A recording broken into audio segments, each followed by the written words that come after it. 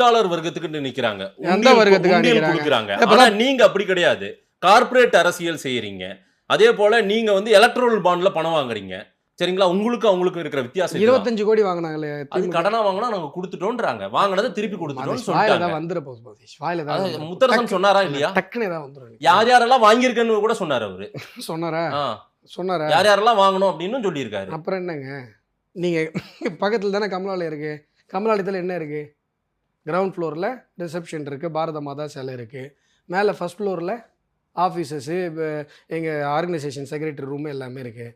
மேலே ஆஃபீஸு மற்ற எல்லாமே நாங்கள் இப்போ பொறுப்பாளர்களுக்கு ஒவ்வொருத்தருக்கும் ஒரு அறை இருக்குது. மேலே ஒரு கான்ஃபரன்ஸ் இருக்குது. மொத்தமாக எங்களுடைய கட்சி பணிகளுக்கு தானே இருக்குது.